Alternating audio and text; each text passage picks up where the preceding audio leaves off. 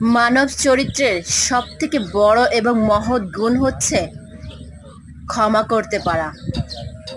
ক্ষমা ক্ষমা মানব চরিত্রের সবচেয়ে বড় মহৎ গুণ। তবে সেটা যোগ্য ব্যক্তির ক্ষেত্রে। অযোগ্য, বেঈমান, নিষ্ঠুর, প্রতারক, ভণ্ডদেরকে ক্ষমা করলে বারবার অপমানিত হতে হয়। যোগ্য ব্যক্তিকে ক্ষমা করে দিন, কিন্তু অযোগ্য ব্যক্তিকে নয়। কারণ অযোগ্য ব্যক্তিকে ক্ষমা করলে বারবার লাঞ্ছিত হতে হয়, অপমানিত হতে হয়। কথায় আছে না, দুষ্টু গরুর থেকে শূন্য গোয়াল অনেক ভালো।